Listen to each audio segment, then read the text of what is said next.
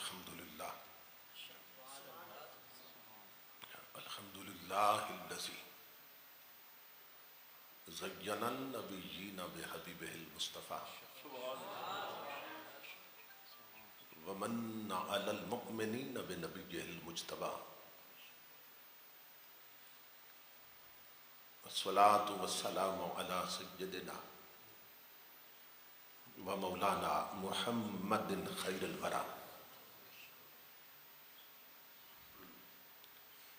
وعلى آلہ واصحابہ المتأدبین بالتقویٰ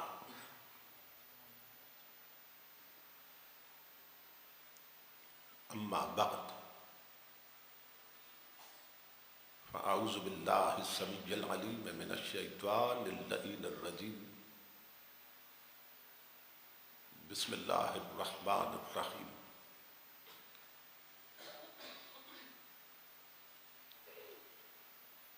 لا اقسم بهذا البلد وانت حل بهذا البلد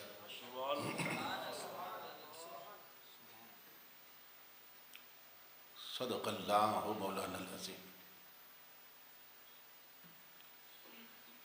ان اللہ وملائکتہ یصلون علی النبی یا ایہا الذین آمنوا صلوا علیہ وسلموا تسلیما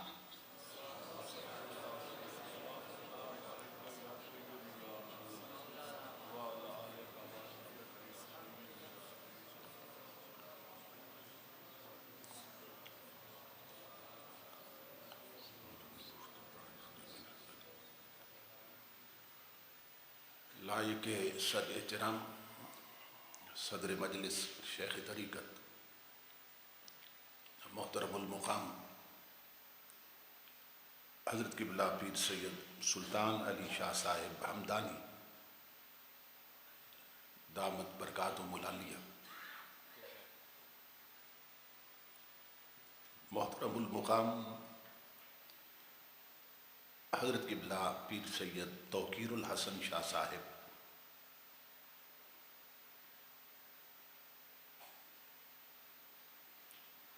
خطیب اسلام حضرت علامہ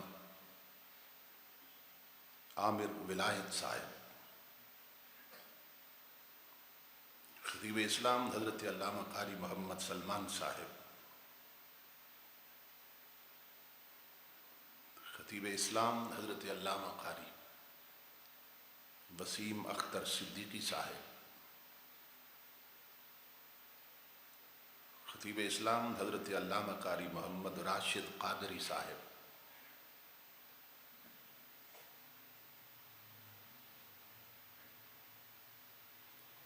محترم المقام حاجی ملک محمد یوسف صاحب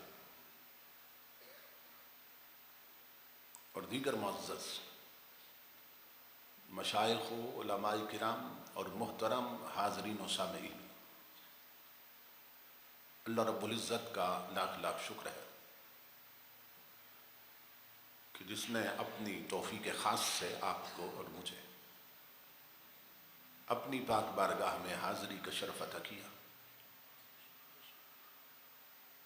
اور بارگاہ صدیقیت مآب میں گلہائے عقیدت پیش کرنے کی سعادت عطا فرمائی۔ اس عظیم الشان، عظیم المقاصد اور کثیر البرکات پروگرام کے انعقاد پر میں آپ تمام حضرات کی خدمت میں بالعموم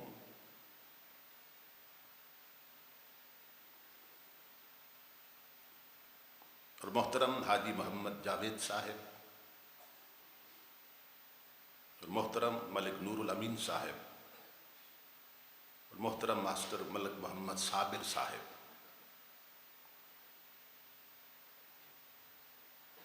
اور مسجد کمیٹی کے جملہ کارکنان، وابستگان اور معاونین کی خدمت میں بالخصوص دل کی عطا گہرائیوں سے ہدیہ تبریک و تحسین پیش کرتا ہوں اور دعا کرتا ہوں کہ اللہ رب العزت دوستوں کی اس محنت کو اور ہم سب کی حاضری کو اپنی پاک بارگاہ میں قبول و منظور فرمائے۔ اور آج کی اس نشست کو ہماری اعتقادی فکری اور عملی تربیت کے اعتبار سے نتیجہ خیز اور بامقصد بنائے۔ میں مجاہد اہل سنت برادر عزیز مخلص فی اللہ حضرت علامہ ثقلین حیدر عطاری قادری صاحب زید مجدہ کا شکر گزار ہوں کہ جن کے توسل سے تاریخ کا تعین ہوا اور میں اس پاکیزہ مجلس تک پہنچا ہوں۔ یہاں پہنچتے ہی میزبانوں نے جس محبت اور شفقت سے نوازا، دعا گو ہوں اللہ رب العزت اس پر انہیں اجر عظیم عطا فرمائے۔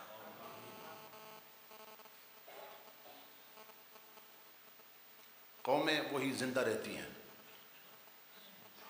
جو اپنے بڑوں کو یاد رکھتی ہیں،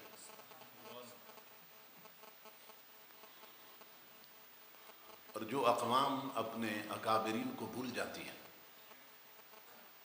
انہیں اللہ رب العزت کی طرف سے خود فراموشی کی سزا میں مبتلا کر دیا جاتا۔ اور ہمارے بڑے اتنے بڑے ہیں کہ اقوام عالم اور دیگر مذاہب کے لوگ اس کی مثال پیش نہیں کر سکتے۔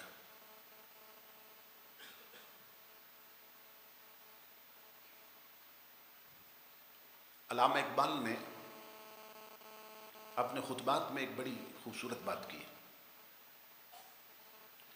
وہ کہتے ہیں کہ ہر قوم کو آگے دیکھنے کی ضرورت ہے مسلمانوں کے سوا، ہر قوم کو آگے دیکھنے کی ضرورت ہے، اس لیے کہ ان کے پیچھے کچھ نہیں ہے، لیکن مسلمان قوم کو پیچھے دیکھنے کی ضرورت ہے۔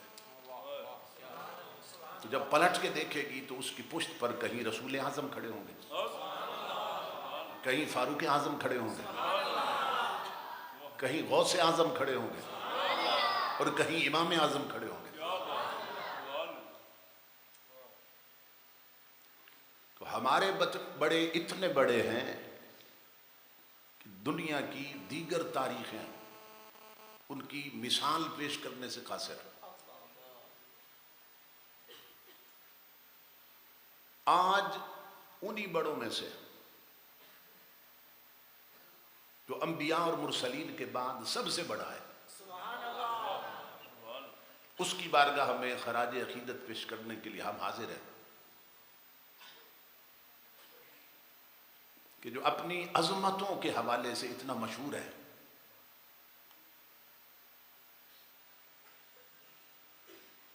کہ اگر اس کا نام نہ بھی لیا جائے، صرف اتنا کہہ دیا جائے افضل الناس بعد النبیین والمرسلین، تو ہر شخص سمجھ جاتا ہے کہ بات صدیق اکبر کی ہو رہی ہے۔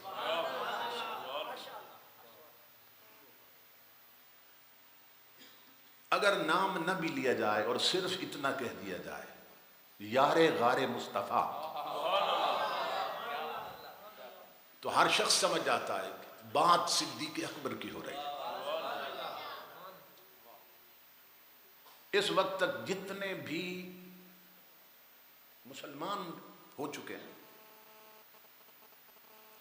جتنے بھی ایمان والے ہیں حضور صلی اللہ علیہ وسلم کے اعلان نبوت کے بعد، اگر گنتی ممکن ہو اور ان کی تعداد مقرر ہو جائے، اتنے کھرب ہیں، اور اس گنتی کو الٹا گننا شروع کر دیا جائے، تو وہ گنتی جس ذات پہ جا کے ختم ہوگی اسی کو ابو بکر صدیق کہتے ہیں۔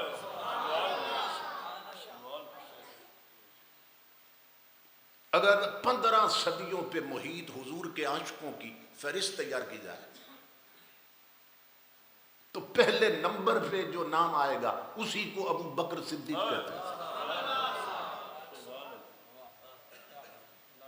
میں تیرا نام نہ لوں پھر بھی لوگ پہچانے کہ آپ اپنا تعارف ہوا باہر کی ہے۔ اتنی بڑی ہستی کی بارگاہ میں آج ہم خراج عقیدت پیش کرنے کے لیے حاضر ہیں۔ تو مجوزہ عنوان پر گفتگو کے لیے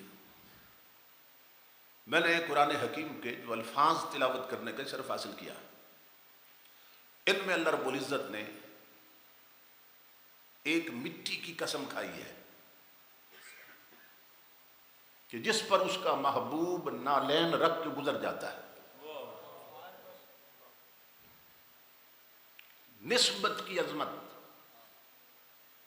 قرآن حکیم میں اللہ رب العزت نے بہت سے مقامات پہ بیان کی، اور سن سن کے علماء سے عوام کا یہ مزاج بن چکا ہے. یعنی عوام بھی جانتے ہیں کہ نسبت کی بڑی عظمت ہوتی ہے.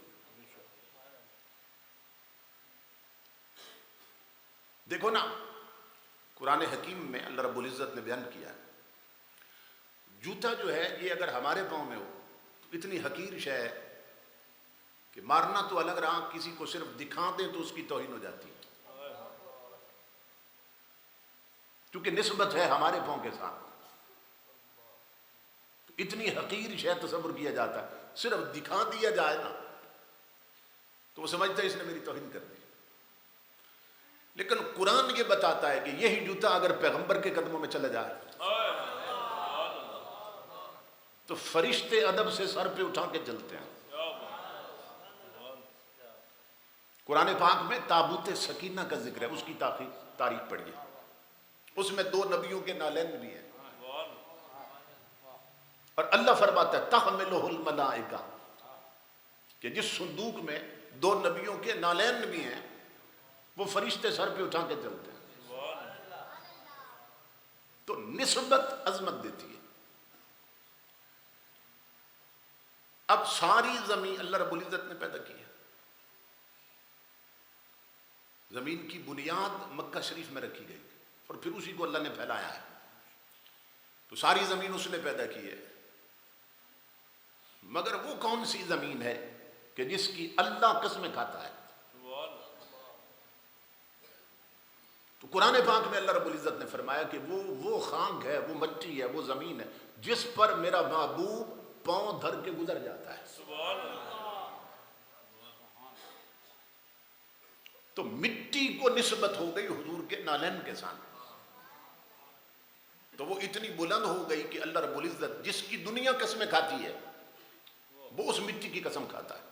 لا اقسم بہذا البلد وانت حل بہذا البلد. محبوب مجھے شہر مکہ کی قسم، اس کے گلی کوچوں کی قسم، اس کی زمین کی قسم، اس کی مٹی کی قسم کہ خرام ناز کرتے کرتے جس پہ نالین رکھ کے تو چلتا ہے گزر جاتا ہے. تو مٹی کو نسبت ہو گئی تو مٹی دنیا کی ہر مٹی سے بلند ہو گئی. اسی طرح امام الانبیاء کے غلام اللہ رب العزت نے فرمایا یا نساء النبی لستن کاحد من النساء. اے ازواج رسول تم دنیا کی کسی عورت جیسی نہیں ہو.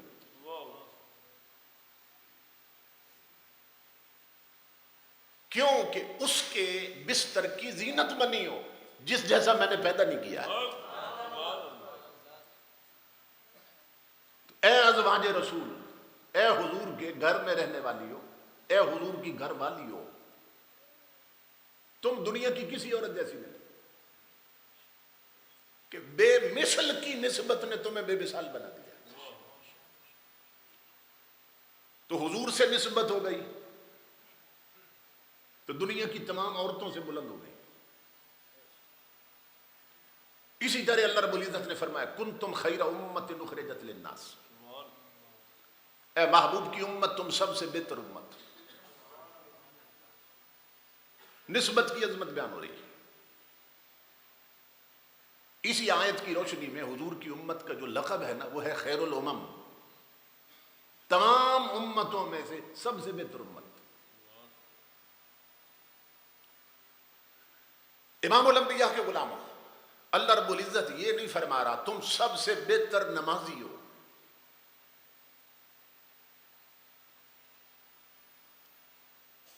اپنی عبادت کی نسبت سے بہتری کا اعزاز نہیں دیا ہے کہ تم سب سے بہتر نمازی ہو یا تم سب سے بہتر حاجی ہو. اے محبوب کا کلمہ پڑھنے والو تم سب سے بہتر روزے دار ہو، یوں نہیں کہا قرآن پڑھیے، فرماتا تم سب سے بہتر امت ہو۔ کیوں؟ اس لیے کہ حج کی نسبت سے حاجی بنتا ہے، نماز کی نسبت سے نمازی بنتا ہے، روزے کی نسبت سے روزہ دار بنتا ہے، اور میرے حبیب کی نسبت سے امت بنتی ہے۔ تو تم اس کا کلمہ پڑھتے ہو کہ جس جیسا میں نے پیدا نہیں کیا، اس کی نسبت نے امتوں میں تمہیں بے مثل بنا دیا۔ آسمانی کتابیں کتنی ہیں؟ 4 ہیں۔ کون کون سی؟ توریت، انجیل، زبور اور قرآن پاک، چاروں اللہ کا کلام ہے۔ تو بتائیے چاروں میں سے افضل کون سی؟ قرآن افضل۔ اس پر کبھی غور کیا آپ نے کہ جب چاروں اللہ کا کلام ہے اور کلام متکلم کی صفت ہوتی ہے اور اللہ کی ہر صفت اپنے کمال پہ ہے، تو پھر اللہ کا کلام اللہ کے کلام سے افضل کیسے ہو گیا؟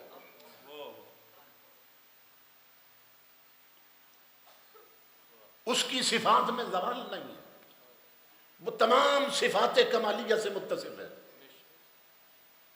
تو جب چاروں اللہ کا کلام، تو اللہ کا کلام اللہ کے کلام سے افضل کیسے ہو گیا؟ مگر پوری امت کا عقیدہ ہے قرآن چاروں میں سے افضل ہے۔ تو کیوں افضل ہے؟ تو اللہ رب العزت بتا رہا ہے، نادان، اگر قرآن کی فضیلت کو سمجھنا ہے تو کتابیں دینے والے کو نہ دیکھ، قرآن لینے والے کو دیکھ۔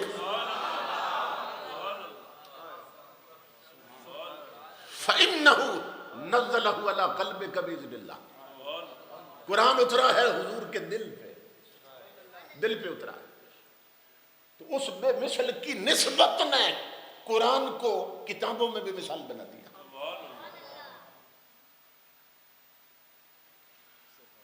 ساری امتوں میں سے افضل حضور کی امت، ساری کتابوں میں سے افضل حضور کی کتاب، ساری ازواج میں سے افضل حضور کی ازواج۔ اس میں دو رائے تو نہیں ہے نا؟ اور وہ مٹی جس یار کے قدموں کے نیچے آئی، وہ اتنی بلند ہوئی کہ اللہ نے اس کی قسم کھائی ہے۔ تو یہ میں قرآن سے 4 دلیلیں دے کر یہ بتانا چاہتا ہوں امام الانبیاء کے غلاموں، اللہ رب العزت بتا رہا ہے لوگوں یہ عقیدہ بنا لو کہ ہر گھر میں بیٹی ہے مگر جو رسول کی بیٹی ہے،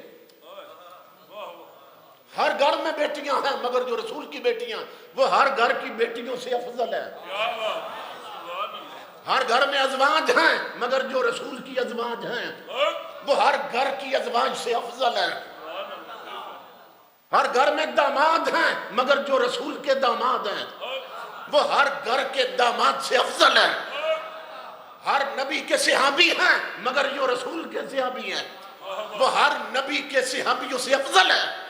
ہر کسی کے سسرال ہیں مگر جو رسول کے سسرال ہیں وہ ہر گھر کے سسرال سے افضل ہے۔ ہر کسی کی آل ہے مگر جو رسول کی آل ہے وہ ہر گھر کی آل سے افضل ہے۔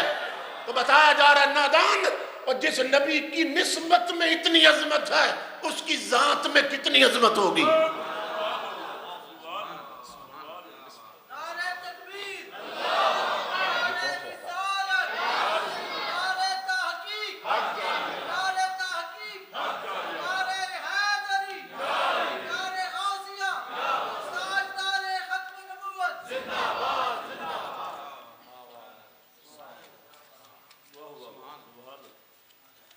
تو بتایا جا رہا ہے جس کی نسبت میں اتنی عظمت، سوچو اس کی اپنی ذات میں کتنی عظمت ہو۔ تو اللہ فرماتا ہے مجھے اس مٹی کی قسم جس پر محبوب نالین رکھ کے گزر جاتا، ان کا خرام ناز بھی ہے میں قدا بدست، جس سمت چل دیے ہیں ادھر بے خودی ہوئی۔ محبوب پاؤں دھر کے گزر جاتا۔ میں 3 قسم کی مٹی بتانے لگا ہوں آپ کو۔ ایک وہ مٹی جس پر محبوب نالین رکھ کے گزر جاتا ہے، وہ اتنی بلند ہو گئی کہ اللہ اس کی قسم کھاتا ہے۔ امام الانبیاء کے غلاموں، دوسری وہ مٹی کہ 15 صدیوں سے گنبد خضرا کے اندر جس مٹی پر قبر میں حضور لیٹے ہوئے ہیں،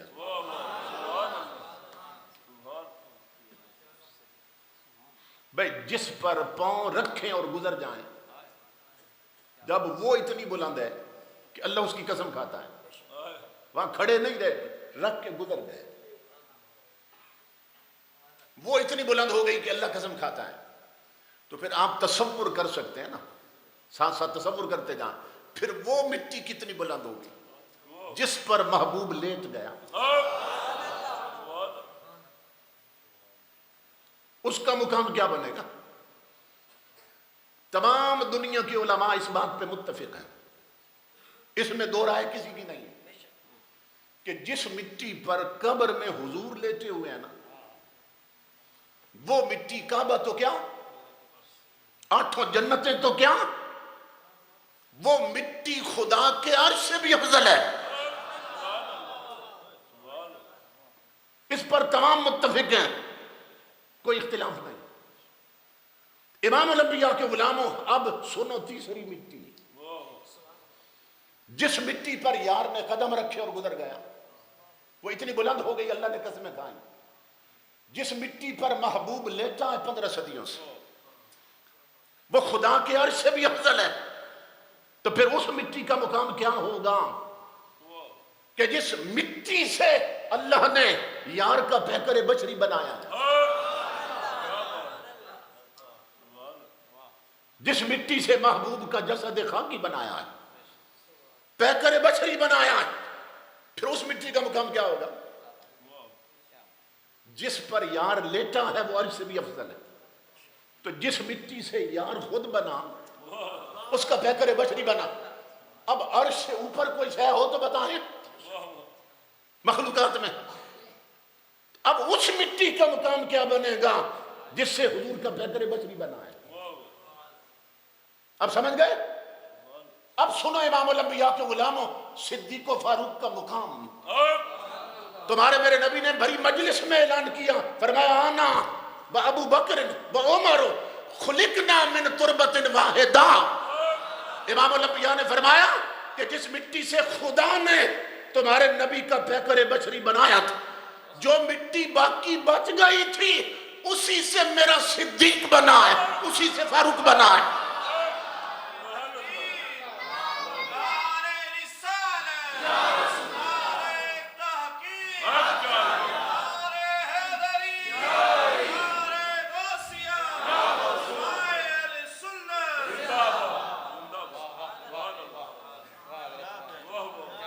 جو مٹی بچ گئی تھی، جو میٹیریل بچ گیا تھا، جس سے تمہارے نبی کا پیکر خاکی بنا، امام الانبیاء فرماتے ہیں جو مٹی بچ گئی تھی اسی سے میرا صدیق بنا ہے، اسی سے میرا فاروق بنا ہے۔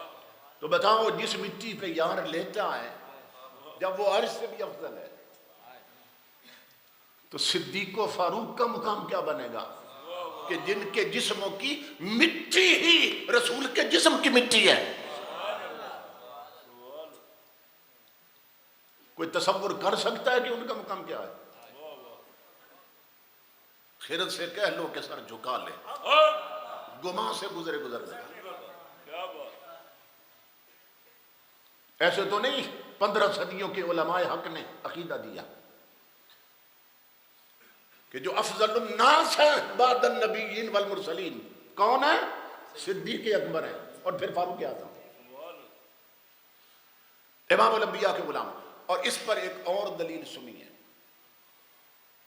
حضور نے بھی ارشاد فرما دیا، اس پر اور دلیل سنیے کہ ایک حدیث پاک میں حضور صلی اللہ علیہ وسلم فرماتے ہیں ما من مولود الا وفی سرتہ ترام من حفرتہ التی خلق منہا حتی یدفن فیہا۔ امام الانبیاء فرماتے ہیں جو بچہ بھی پیدا ہوتا ہے نا،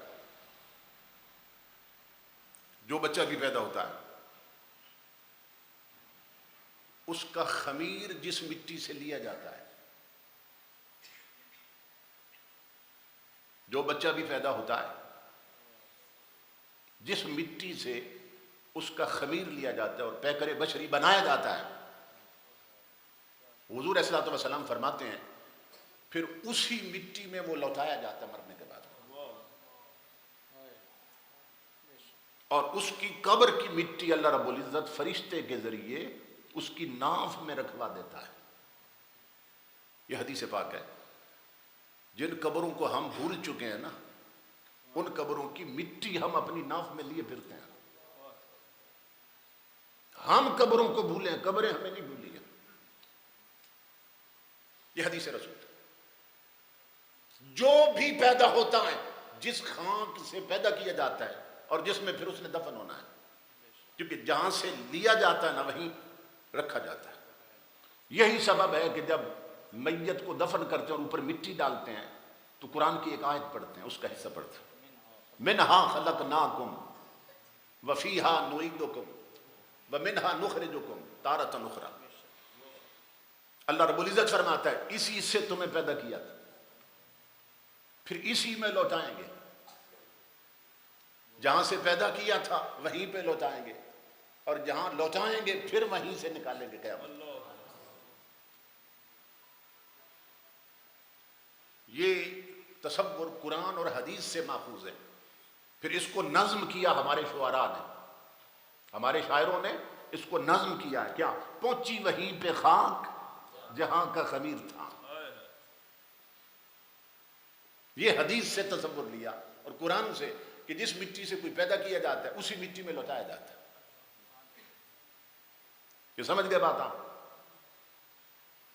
امام الانبیاء کے غلام حضرت سیدنا عثمان غنی کہاں دفن ہے؟ جنت البقیع میں, کیونکہ ان کا خمیر جنت البقیع سے لیا گیا. سیدنا علی المرتضیٰ کہاں دفن ہے؟ نجف میں, کہ ان کی خمیر اور مٹی وہاں سے اٹھائی گئی. اور امام الانبیاء کے غلام, آپ مجھے بتاؤ صدیق و فاروق کہاں دفن ہے؟ وہ کہاں دفن ہے؟ تاجدار کائنات کے ساتھ روضے کے اندر. اللہ رب العزت 15 صدیوں سے یہ منظر دکھا کر بتا رہا ہے, نادان دیکھ, جہاں سے لی ہے یار کی مٹی وہیں سے لی ہے یار کے یاروں کی مٹی, اور پہنچی وہیں پہ خاک جہاں کا خمیر تھا.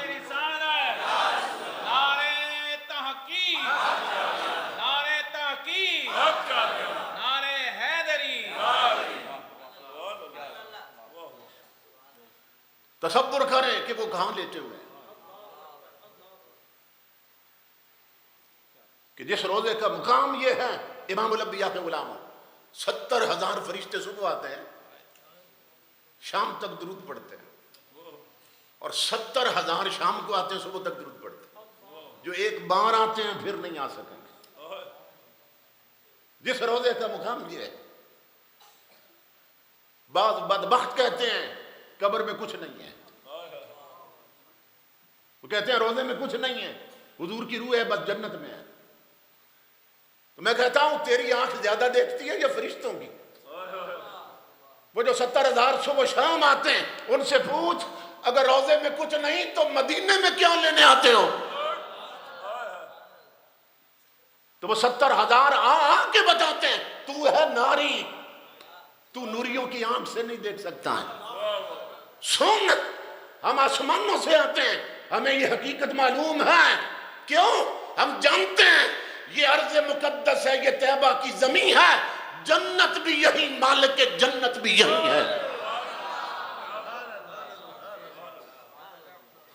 یہ ارض مقدس ہے, یہ طیبہ کی زمین ہے, جنت بھی یہی, مالک جنت بھی یہی ہے. اس لیے فرشتے صبح شام وہاں درود و سلام پڑھنے آتے ہیں. امام الانبیاء کے غلاموں, ہر کسی کا ایڈریس ہوتا ہے, پتہ ہوتا ہے اس کا. آپ سے کوئی پتہ پوچھے آپ کا ایڈریس کیا ہے, آپ اپنا بتائیں گے, نام بتائیں گے, محلہ بتائیں گے, تحصیل بتائیں گے, ضلع بتائیں گے. کبھی آنکھیں بند کر کے صدیق و فاروق سے پتہ تو پوچھو, اے ابو بکر, اے عمر, تمہارا ایڈریس کیا ہے, ملنا چاہتے ہیں. تو وہاں سے آواز آ رہی ہے, جب سے یار کے بنے ہیں نا ہم نے کوئی اپنی پہچان ہی نہیں رکھی. ہم نے اپنے پتے ہی مصطفیٰ کے پتے میں گم کر دیا جس طرح ذات فنا کر دی تھی. اب ہمارا پتہ پوچھنے کی ضرورت نہیں، گنبد خضرا پوچھ کے آ جانا، وہیں ہم ملیں گے تمہیں. تو اللہ رب العزت نے انہیں ازل میں چنا ہی محبوب کی سنگت کے لیے تھا. یہ ذہن میں رکھیے. امام الانبیاء نے خود فرمایا، اپنے اصحاب کی حضور نے خود پہچان کروائی. کوئی اور تعارف کروائے نا صحابی کسی کا، اسے کہو کہ تو اپنی زبان کو لگام دے، ہمیں وہ تعارف کافی ہے جو رسول کروا کے گئے. آج بھانت بھانت کی بولیاں بولی جا رہی. جو کوئی اور تعارف کروائے نا اسے کہو تو بکواس بند کر، سنیوں کو وہ تعارف کافی ہے جو مدینے والا کرا گیا ہے. حضور نے کیا تعارف کروایا اپنے صحابیوں کا؟ امام الانبیاء نے فرمایا ان اللہ اختارنی، پوری کائنات میں سے میرے رب نے مجھے چنا اور واختار لی اصحابی. اور امام الانبیاء فرماتے ہیں پھر جو باقی کائنات رہ گئی تھی نا اس میں سے میرے لیے میرے صحابی چنے. تو حضور نے بتایا کہ حضور کے صحابی چنے ہوئے ہیں. یہ بات سمجھ آ رہی ہے نہیں آ رہی؟ اور یہ عربی گرامر کا اصول ہے. فضلاء بیٹھے ہیں دیر شریف کے، حضور ضیاء الامت کا فیضان ہے کہ جب اصحاب جمع ہیں اور یا نسبتی تو یہ جمع مضاف ہے، اور قانون یہ ہے عربی کا کہ جب جمع مضاف ہو تو کلیت پہ دلالت کرتی ہے. کیا مطلب؟ امام الانبیاء فرما رہے ہیں میرا ہر صحابی چنا ہوا ہے، یعنی جو صحابی ہے میرا وہ چنا ہوا ہے. میرا ابو بکر بھی چنا ہوا ہے، عمر بھی چنا ہوا ہے، عثمان بھی چنا ہوا ہے، علی بھی چنا ہوا ہے، حضرت امیر معاویہ بھی چنے ہوئے ہیں. میرا ابو موسیٰ اشعری بھی چنا ہوا ہے، مغیرہ بن شعبہ بھی چنا ہوا ہے، عمر بن عاص بھی چنا ہوا ہے، بلال سے لے کر میرے صدیق تر ہر کوئی چنا ہوا ہے. اور جو ان چنے ہوں کو بھونکے وہ بھونکنے والوں میں بھی چنا ہوا ہے.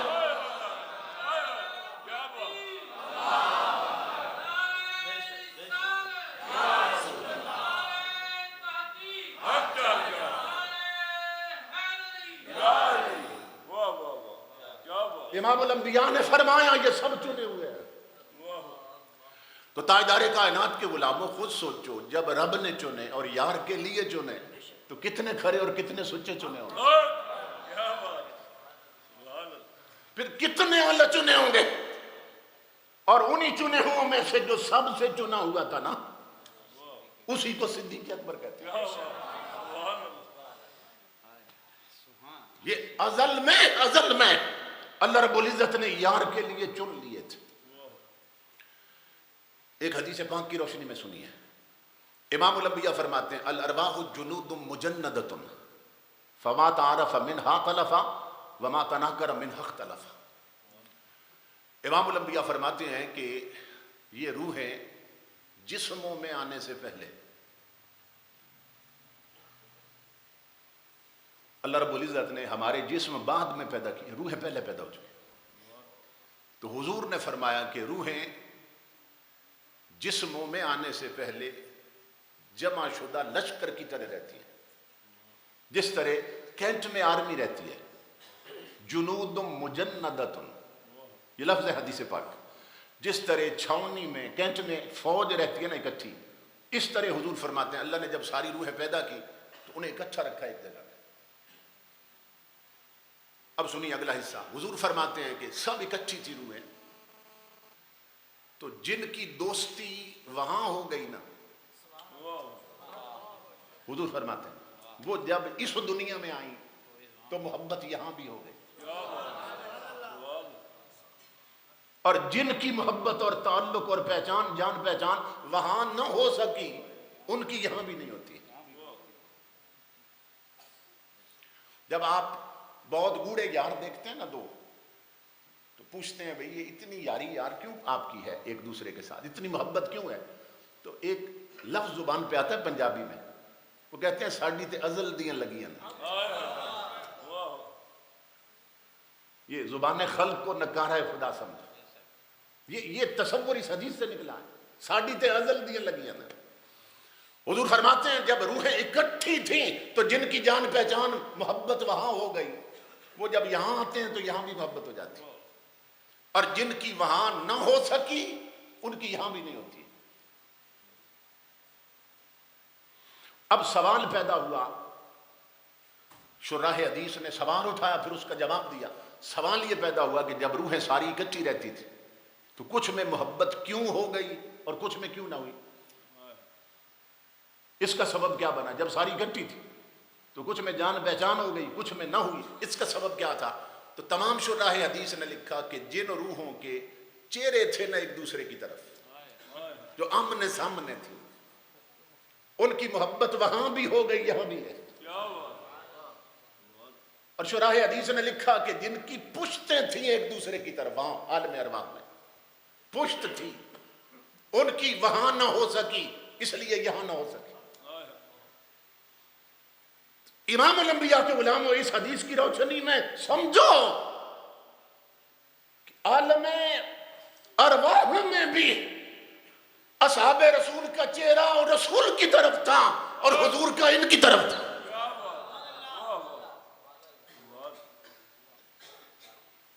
پورے کفرستان میں سے یہی لوگ شمع رسالت کے پروانے بنے ہیں۔ کیوں؟ انہیں چنا گیا تھا کہ حضور کے ساتھ عالم ارواح میں بھی ان کی سنگت رہی۔ اور پھر اللہ رب العزت نے دیکھیں نظام کیسا بنایا۔ تاجدار انبیاء کے غلاموں، تمام نبی جو دنیا میں تشریف لائے، سب سے پہلے کون آئے؟ حضرت آدم علیہ السلام۔ تو حضرت آدم علیہ السلام جب تشریف لائے تو آپ نے دو کام کیے، دو اعلان کیے۔ ایک اپنی خبر دی کہ میں اللہ کا نبی ہوں، ایک خوشخبری دی کہ میں پہلا ہوں اور میں چلا جاؤں گا، مایوس نہیں ہونا، میرے بعد بھی نبی آئے گا۔ تو دو حیثیتیں بنی آدم علیہ السلام کی، ایک مخبر بنے، اپنی خبر دی کہ میں اللہ کا سچا نبی ہوں، اور دوسرا مبشر بنے، بشارت دی کہ میرے بعد بھی اللہ کا نبی آنے والا ہے، کیونکہ وہاں سے بشریت کی ابتدا ہو رہی تھی۔ پھر جو دوسرے نبی دنیا میں تشریف لائے نا، ان کی پھر تین حیثیتیں بن گئی۔ ایک تو مخبر بنے، اپنی خبر دی میں اللہ کا سچا نبی ہوں، ایک مبشر بنے، پھر بشارت دی میرے بعد پھر نبی آنے والا ہے، اور ایک مصدق بنے کہ جو مجھ سے پہلے گزرا ہے نا وہ بھی اللہ کا سچا نبی تھا۔ اب یہ سلسلہ یہاں سے شروع ہوا دوسرے نبی سے کہ ہر آنے والا نبی اپنے سے پہلے کا مصدق بنتا تھا، بعد والے کا مبشر بنتا تھا۔ بات سمجھ رہے ہیں آپ؟ کہ ہر آنے والا نبی جو پہلے گزر چکا ہوتا اس کی تصدیق کرتا تھا، وہ اللہ کا سچا نبی جو مجھ سے پہلے گزرا، اور بعد والے کی بشارت دیتا تھا میرے بعد بھی آنے والا ہے نبی، میں آخری نہیں ہوں۔ وقت گزرتا گیا، پیغمبر آتے رہے، بشارتیں دیتے رہے، تصدیق کرتے رہے، بات آ پہنچی آمنہ کے لال پر۔ اللہ رب العزت نے فرمایا میرے حبیب، ہر آنے والا نبی مبشر بھی تھا، مصدق بھی، لیکن چونکہ نبوت تجھ پہ ختم کرنا ہے، ختم نبوت کا تاج رکھا ہے تیرے سر پر، تیرے بعد کوئی نبی نہیں آ سکتا۔ اگر بعد میں نبی آئے تیری تصدیق کے لیے تو ختم نبوت پہ حرف آتا ہے، اور اگر تصدیق کے لیے کوئی نہ آئے تو عظمت میں فرق آتا ہے کہ پہلوں کو مصدق ملے اور تجھے نہ ملے۔ اگر آئے نبی تو ختم نبوت پہ حرف آتا ہے، اگر نہ بھیجوں کوئی تصدیق کرنے والا تو پھر عظمت پہ حرف آتا ہے۔ تو میرے حبیب میں قانون قدرت بدل رہا ہوں، اے میرے حبیب باقی تمام نبیوں کو مصدق دیے، تجھے صدیق اکبر دے رہا ہوں۔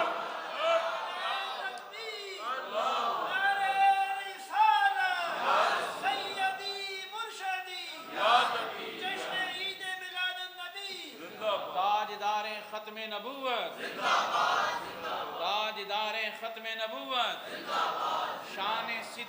اکبر تاجدار صداقت.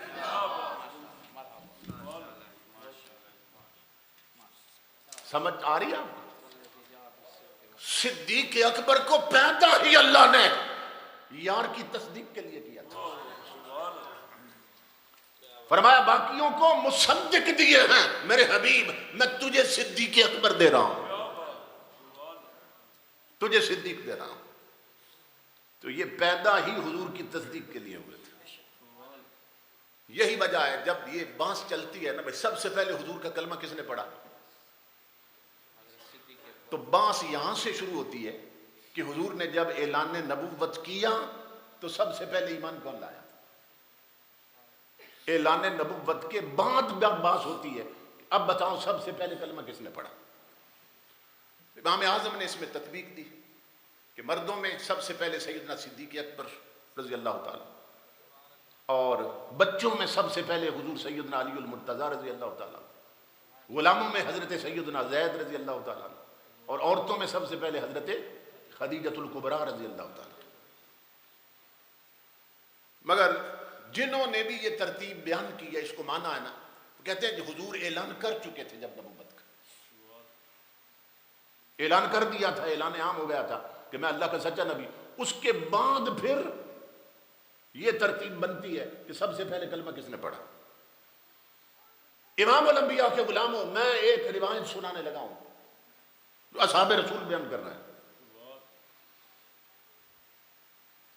امام الانبیاء کے غلام صحابہ کرام کہتے ہیں کہ سیدنا صدیق اکبر رضی اللہ تعالیٰ، ان ابا بکر رضی اللہ تعالیٰ آمن بالنبی قبل النبوت،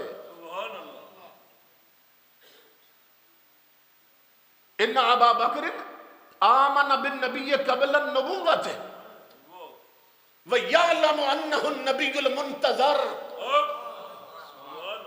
کہ صدیق اکبر وہ انسان ہے حضور کی امت میں کہ اعلان نبوت سے پہلے بھی مانتے تھے مصطفیٰ نبی ہیں.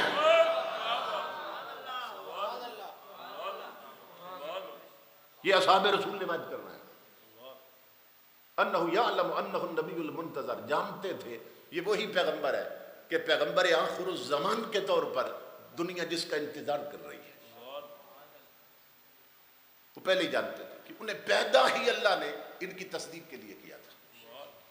اور اس پر خارجی شہادتیں اتنی ہیں کہ گنتی میں نہیں آتی. حضور کے ایک صحابی جو بعد میں صحابی بنے، حضرت جبیر بن مطعم رضی اللہ تعالیٰ، آپ تاجر تھے، آپ ملک شام اور یمن تک بزنس ٹور میں جاتے تھے. آپ فرماتے ہیں کہ حضور نے اعلان نبوت کر دیا تھا مکہ میں، اور میں نے ابھی کلمہ نہیں پڑھا تھا حضور کا.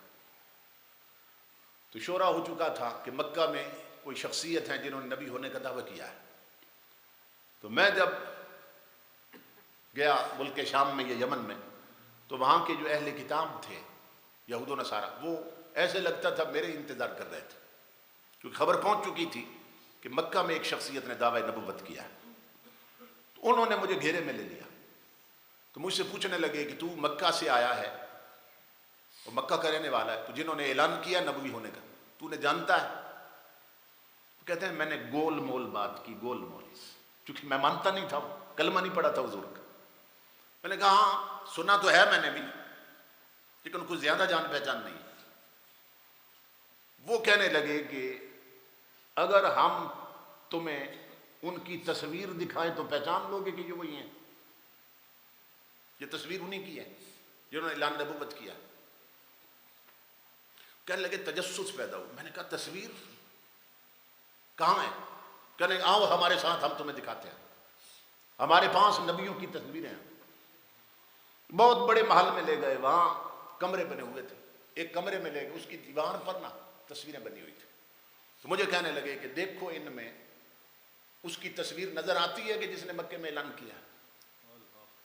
کہتے ہیں میں نے غور سے دیکھا تو کوئی تصویر ایسی نہیں تھی جو ملتی ہو حضور کے ساتھ.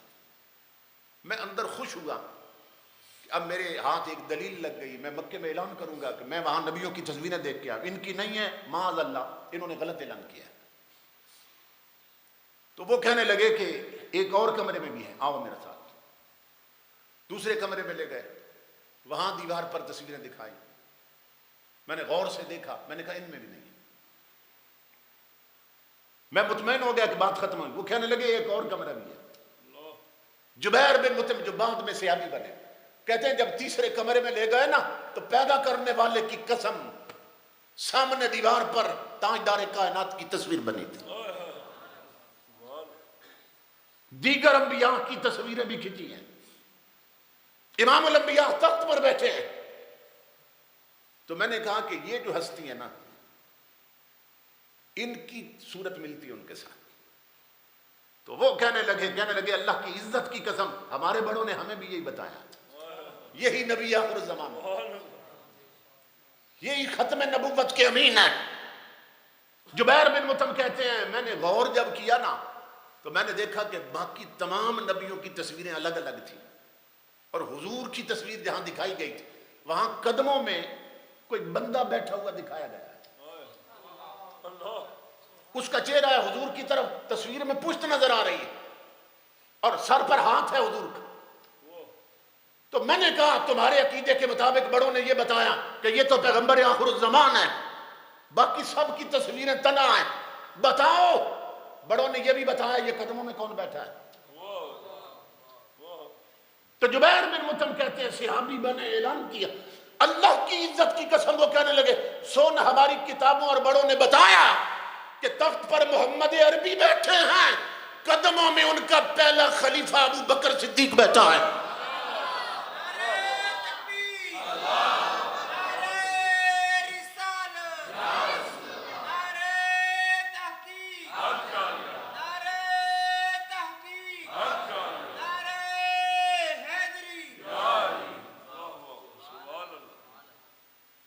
یہ حادثاتی طور پر، جیسے ایک ایرانی بدبخت نے لکھا اپنی کتاب میں، یہ حادثاتی طور پر ساتھ مل گئے تھے کہ حضور فوت ہوں گے تو ہم حکومت پہ قبضہ کر لیں۔ اللہ رب العزت نے انہیں چنا ہی ازل میں اپنے یار کی سنگت کے لیے تھا، اور یہ تو ازل سے سلسلے آ رہے تھے، یہ ایک تسلسل تھا جو ہمیں حدیث اور تاریخ کی کتابوں میں نظر آتا۔ پھر سیدنا صدیق اکبر رضی اللہ تعالیٰ عنہ، آپ جب حضور نے اعلان نبوت کیا نا تو یہ حسن اتفاق، اس وقت آپ بھی تجارت کے لیے ملک شام گئے ہوئے تھے، اور بچپن میں دوستی تھی حضور کے ساتھ۔ اگر آپ سیرت کی کتابوں میں یہ تلاش کریں کہ حضور کے بچپن سے لے کر 40 سال عمر تک پہنچنے تک حضور کا دوست کون تھا، بچپن سے اس عمر تک، تو تمام سیرت نگار بتائیں گے کہ اسی کو ابو بکر صدیق کہتا ہے۔ اور امام الانبیاء کے غلاموں، اس کا مطلب یہ عام بچے، شادیوں میں بچے اکٹھے ہوتے ہیں نا، تو ہر بچے کی ایک دوسرے کے ساتھ دوستی نہیں بنتی ہے۔ آپ دیکھتے ہیں کچھ بچوں کی کچھ بچوں سے بہت زیادہ تعلق اور محبت پیدا ہو جاتی ہے، حالانکہ آج ہی اکٹھے ہوئے ہیں شادی پہ۔ اس کا سبب کیا ہوتا ہے؟ تو علماء نفسیات کہتے ہیں کہ اگر تجزیہ کرو تو جن کی محبت ہوتی ہے نا بچوں کی آپس میں، ان کی طبعی خصائص ملتے ہیں ایک دوسرے کے ساتھ، ان کی عادتیں ملتی ہیں، طبیعتیں ملتی ہیں، اس لیے محبت ہو جاتی ہے۔ تو تاجدار کائنات تمام سیرت نگار لکھتے ہیں کہ بچپن کے حضور کے دوست صدیق اکبر تھے۔ اس سے ثابت ہوا جو طبیعت مصطفیٰ کی تھی وہی صدیق اکبر کی تھی، جو عادتیں حضور کی تھی وہی صدیق اکبر کی تھی، اسی لیے تو مزاج میں مطابقت پیدا ہوئی اور یاری لگی۔ تو امام الانبیاء کے غلاموں، اب بچپن سے دوستی تو تھی، لیکن جب تجارت پہ گئے تو بعد میں حضور نے اعلان نبوت کیا۔ اب ادھر اعلان کر چکے حضور، وہاں صدیق اکبر ملک شام میں سوئے رات کو تو خواب دیکھتے ہیں، 14ویں کا چاند آسمانوں سے اتر کر نہ میری جھولی میں آ گیا۔ زندگی میں پہلی بار یہ خواب دیکھا تھا۔ جب اٹھے تو ساتھیوں سے پوچھا یہاں کوئی معبر رہتا ہے، تعبیر بتانے والا؟ انہوں نے کہا ایک بندہ ہے بہت قابل ہے۔ آپ نے فرمایا مجھے اس کے پاس لے چلو۔ صدیق اکبر اس کے پاس گئے۔ آپ نے فرمایا کہ میں نے یہ خواب دیکھا ہے کہ 14ویں کا چاند آسمان سے اتر کر نا میری جھولی میں آ گیا. وہ جھنجھلا کے پوچھنے لگا من انت، پہلے یہ بتا تو کون ہے. فرمایا ابو بکر. من این انت، تو کہاں سے آیا؟ فرمایا میں مکہ، مکے سے آیا ہوں. وہ فرتے جذبات سے کھڑا ہو گیا تعبیر بتانے والا. اس نے کہا ابو بکر سن، قد صدق اللہ رؤیاک ویبعث نبیا من قومک تکون لہ وزیرا فی حیاتہ وخلیفتہ من بعد وفاتہ. کہا اے خواب دیکھنے والے ابو بکر سن، اللہ تیرا خواب سچا کرنے والا ہے. تیری قوم میں ایک نبی آنے والا ہے، تو اس کی زندگی میں اس کا وزیر ہوگا اور وفات کے بعد اس کا خلیفہ بن جائے گا.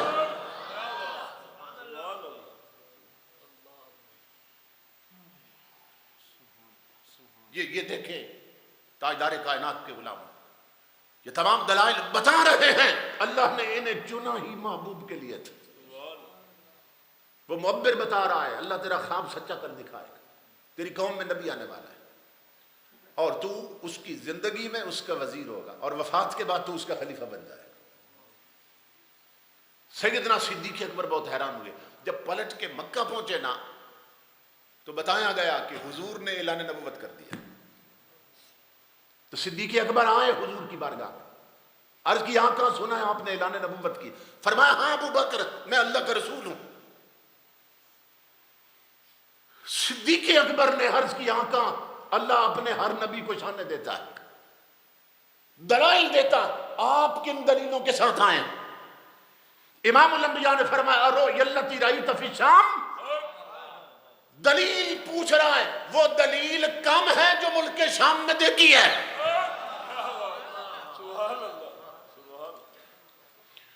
یہ سن کر حضرت ابو بکر پر رانچا ہوا طاری کہ پیغمبر تو رکھتا ہے دلوں کی بھی خبرداری. خیال آیا کہ یہ تو نیکو بد پہچان جاتے ہیں اور محمد آدمی کے دل کی باتیں جان جاتے ہیں.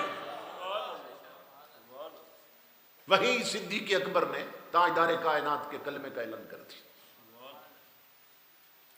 اب مجھے بتائیے تاجدار کائنات کے غلام یہ ازل سے چنے ہوئے ہیں یا حادثاتی طور پر ساتھ ملے ہیں؟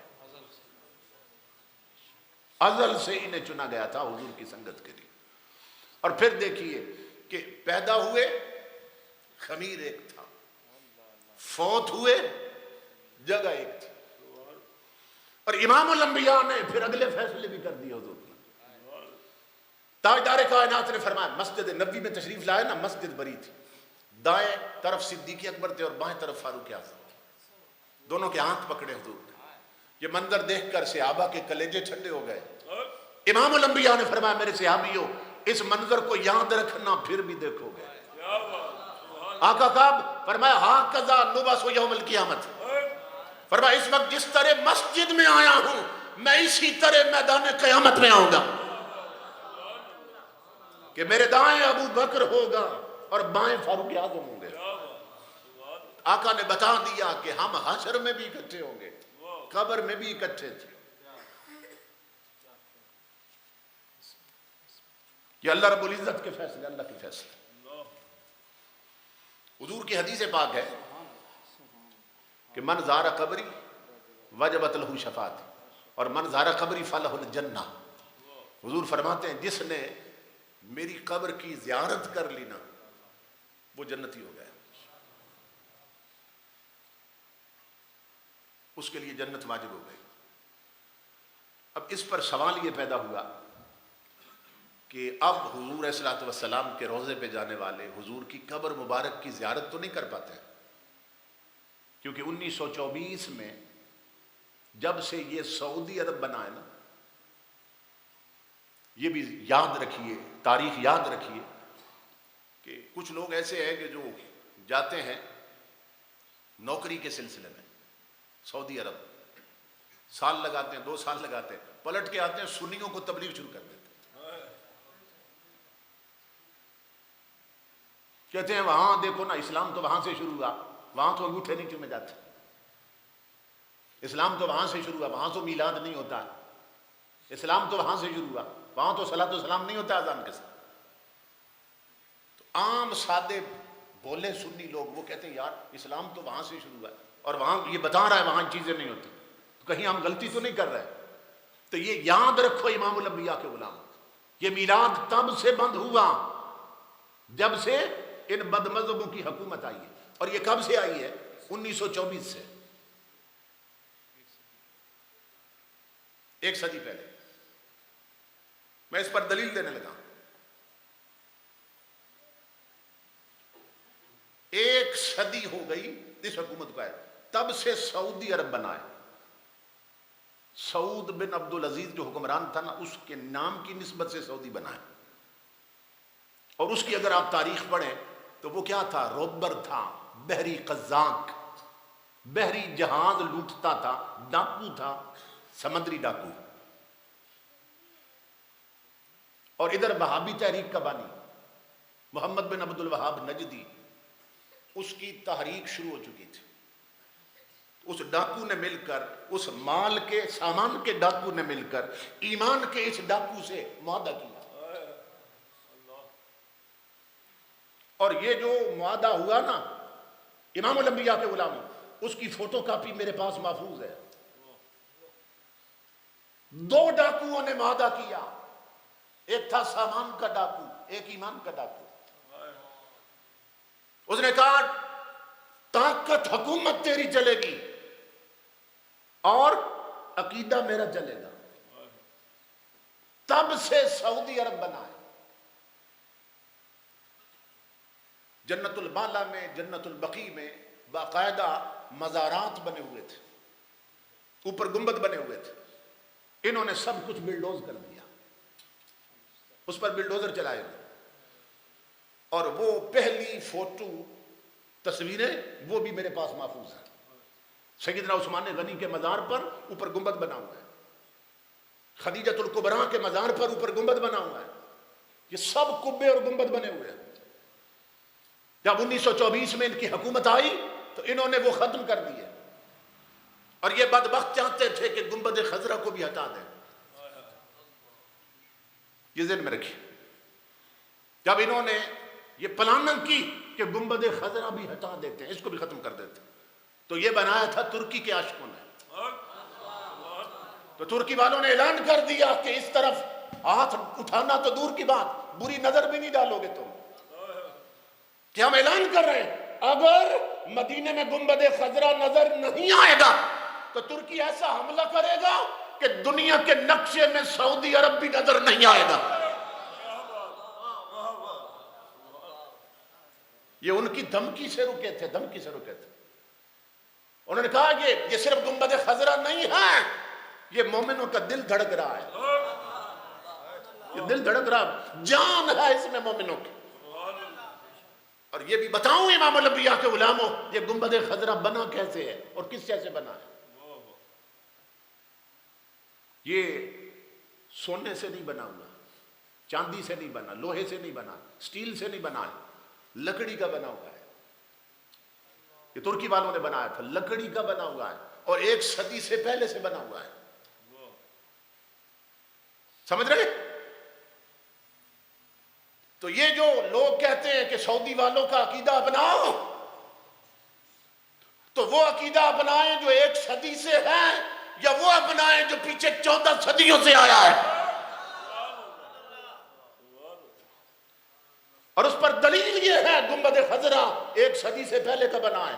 تو بتاؤ سنیوں نے بنایا یا نجدیوں نے بنایا؟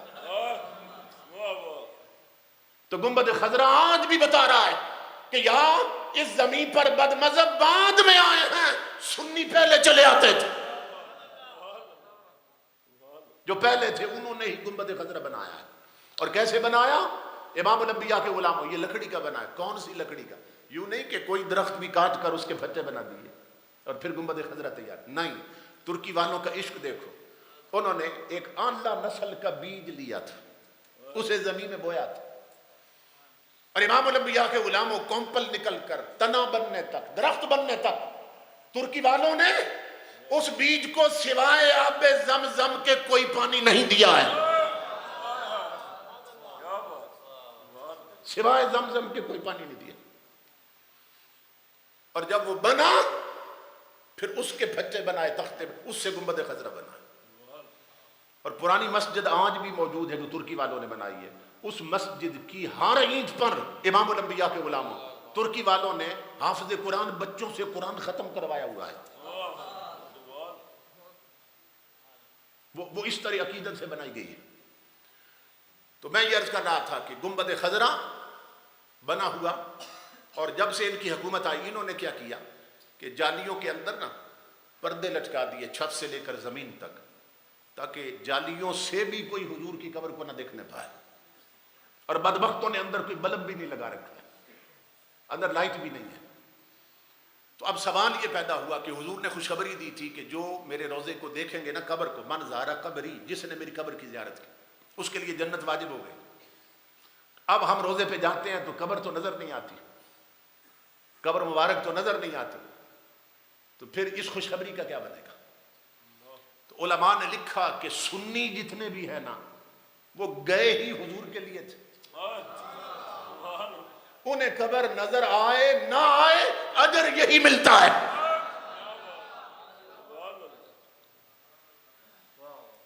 کیونکہ بریلی کا تاجدار ان کا رخ صحیح کر گیا ہے کہ حاجیو آؤ شہنشاہ کا روزہ دیکھو.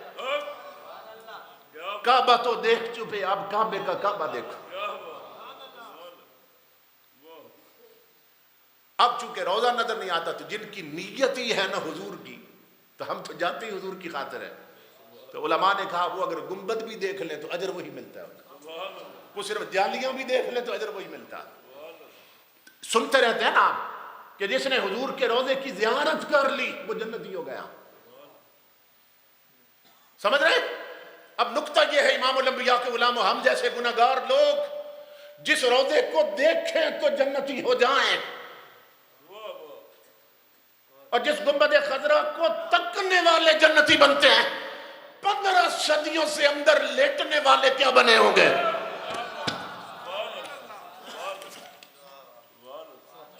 جس کی ایک جھلک دیکھنے والے جنتی بنتے ہیں، وہ ابو بکر و عمر کیا بنے ہوں گے جو 15 صدیوں سے اندر لیٹے ہیں؟ ان کا مقام کیا بنا ہوگا؟ اور اسی دور کے ایک بہت بڑے محدث بتاتے ہیں، وہ قسم کھاتے ہیں اللہ کی عزت کی قسم، بہت سی کتابوں کے مصنف ہیں، کہتے ہیں میں مدینہ پاک کی گلی میں جا رہا تھا اور اپنے دل میں سوچ رہا تھا کہ حدیث رسول کے مطابق حضور کے شہر میں 2 جنتیں ہیں. کیونکہ عالم تھے تو حدیثوں کی طرف توجہ کر رہے تھے کہ حدیث کے مطابق، احادیث کے مطابق حضور کے شہر میں نا 2 جنتیں ہیں. کون سی؟ ایک جنت البقیع، ایک ریاض الجنہ. ما بین بیتی و منبری روضۃ من ریاض الجنہ. حضور فرماتے ہیں کہ میری عائشہ کے حجرے سے لے کر میرے منبر تک یہ پورا ٹکڑے جنت کا ہے. اور علماء نے لکھا، جو محققین علماء ہیں وہ کہتے ہیں کہ یہ فی الحقیقت یہ جو اتنا ٹکڑا ہے نا یہ زمین کا، یہ اللہ نے بھیجا ہی جنت سے ہے. اس لیے حضور نے فرمایا یہ سارا ٹکڑے جنت کا ہے، جنت البقیع. تو امام الانبیاء کے غلام، اب دیکھیے پھر فرق دیکھیے، دنیا کے جتنے مومن ہیں فوت ہو جائیں، قبر میں جائیں، امتحان ہوتا ہے، پاس کر جائیں تو قبر جنت بنتی ہے. قبر کا امتحان پاس کر لیں پھر قبر جنت کا باغ بنائی جاتی ہے. اور ابو بکر و عمر کا مقام دیکھو کہ جن کی قبریں ہی جنت میں بنی ہیں.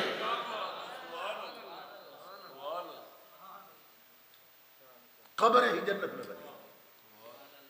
تو وہ محدث فرماتے ہیں میں دل میں سوچتا جا رہا تھا، کسی سے بات نہیں کی، مدینہ پاک کی گلی میں جا رہا، دل میں سوچ رہا تھا حدیث رسول کے مطابق 2 جنتیں ہیں مدینہ پاک میں، ایک ریاض الجنہ، ایک جنت البقیع. کہتے ہیں سر جھکا کے سوچتا جا رہا تھا، آگے فٹ پاتھ پر ایک دیوانی پاگل سی عورت بیٹھی تھی.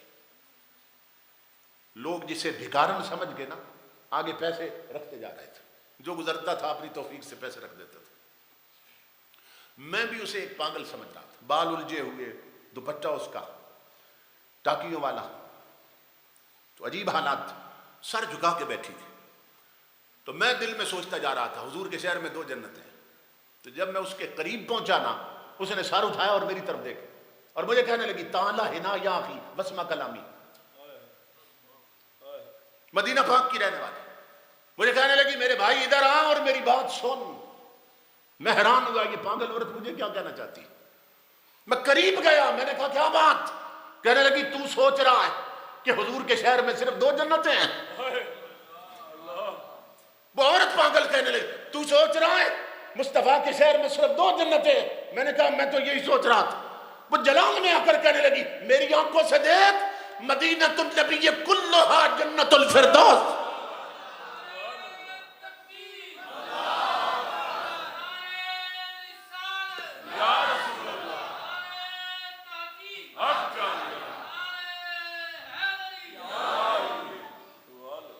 وہ کہنے لگی میری آنکھوں سے دیکھ میرے بھائی، صرف 2 جنتیں نہیں ہیں، مصطفیٰ کا پورا مدینہ جنت. اس کی ہر گلی جنت ہے، اس کا ہر محلہ جنت. تو امام الانبیاء کے غلاموں جس کا ہر محلہ اور گلی جنت ہے، اور گنبد خضرا کے اندر کا ماحول کیسا ہوگا جہاں صدیق و فاروق لیتے ہیں. تو یہ ہماری خوش بختی ہے امام الانبیاء کے غلاموں کہ ہم ان ہستیوں کے حبدار ہیں اور ان کے غلام. سیدنا صدیق اکبر نے عرض کی تھی حضور کی بارگاہ. ایک بار حضور صلی اللہ علیہ وسلم نے فرمایا ابو بکر جب لوگ جنت جا رہے ہوں گے نا تو لوگوں کی طلب ہوگی میں اس دروازے سے گزروں، دروازے اتنے حسین ہوں گے، میں اس دروازے سے گزروں، لیکن مجھے اللہ کی عزت کی قسم جنت کا ہر دروازہ چاہے گا ابو بکر مجھ سے گزرے، صدیق مجھ سے گزرے. تیرا یہ مقام ہے. صدیق اکبر کی آنکھوں میں آنسو آ گئے. عرض کی اللہ کے حبیب اگر یہ بات ہے نا تو پھر مجھے بھی اللہ کی عزت کی قسم تب تک جنت میں نہیں جاؤں گا جب تک محبت کرنے والے میرے ساتھ نہیں ہوں. اسی لیے امام الانبیاء نے فرمایا تھا ارحم امتی بے امتی ابو بکر. میرے آقا نے فرمایا میری امت میں میری امت پر سب سے بڑھ کر رحیم کون ہے؟ فرمایا وہ میرا صدیق اکبر ہے. میری امت میں امت پر سب سے بڑھ کر رحم کرنے والا میرا یار صدیق اکبر ہے. یہ جو ہم درود کی آیت پڑھتے ہیں نا، درود کی آیت یہ پہلے صرف اتنی اتری تھی، اتنا حصہ نازل ہوا تھا. اللہ نے جس میں خبر دی تھی ان اللہ و ملائکتہ یصلون علی النبی، کہ بے شک اللہ اور اس کے فرشتے حضور پہ درود بھیجتے رہتے ہیں. پہلے صرف اتنا حصہ نازل ہوا تھا. جب یہ لفظ اترے جبریل لے کے آئے تو صدیق اکبر حضور کے پاس بیٹھے تھے. امام الانبیاء نے فرمایا ابو بکر رب نے خبر دی ہے کہ وہ خود اور اس کے فرشتے مجھ پر درود بھیجتے رہتے ہیں. صدیق اکبر کی آنکھوں میں آنسو آ گئے. عرض کی اللہ کے حبیب اللہ رب العزت نے جب بھی آپ کو کوئی عظمت دی ہے نا تو اس میں غلاموں کا بھی حصہ ضرور رکھا ہے، امت کا حصہ ضرور رکھا ہے. آج اللہ نے یہ خبر دی کہ وہ بھی درود بھیجتا ہے اور اس کے فرشتے بھی، مگر اس میں امت کا حصہ نہیں رکھا اللہ نے. تو پھر اللہ نے فرمایا جبریل مدینے کا ایک پھیرا اور لگا، کیونکہ صدیق کی طلب ہے حصہ انہیں بھی دیا جائے. اور اب جا کے کہہ دے یا ایھا الذین آمنوا صلوا علیہ وسلموا تسلیما. اللہ اور فرشتے بھیجتے ہی ہیں لیکن صدیق کی طلب ہے حصہ امت کو بھی ملے. اس لیے اے ایمان والو تم بھی میرے یار پہ درود و سلام پڑھا کرو. یہ صدیق اکبر کی طلب پر اتری ہے. تو نتیجہ کیا نکلا؟ دنیا میں جتنا بھی درود و سلام پڑھا جائے گا سب کا اکٹھا صدیق اکبر کی جھولی میں بھی ڈالا جائے گا، کیونکہ ان کی ذات سبب بنی ہے. اس لیے امام الانبیاء کے غلاموں میں یہ عرض کر رہا تھا کہ اپنے بڑوں کو یاد رکھیے، اور جو ان بڑوں کو یاد رکھتے ہیں یہ وہ ہستیاں ہیں اور اتنی لجپال ہستیاں ہیں کہ آپ فرماتے ہیں کہ میں جنت میں نہیں جاؤں گا جب تک محبت کرنے والے میرے ساتھ نہیں ہوں گے۔ تو میں مبارکباد دیتا ہوں آپ تمام حضرات کو اور میزبانوں کو اور سرپرستی کرنے والوں کو اور حضرت علامہ کو کہ جن کے سبب سے ہم یہاں حاضر ہوئے، اور سیدنا صدیق اکبر رضی اللہ تعالیٰ عنہ آپ کی بارگاہ میں ہم نے خراج عقیدت پیش کیا۔ اللہ رب العزت سب کا آنا قبول کرے اور فتنوں کے اس دور میں سب کے عقیدے اور ایمان کو تحفظ عطا فرمائے اور سب کو دارین کی برکتوں سے نوازے۔ وما علینا الا البلاغ۔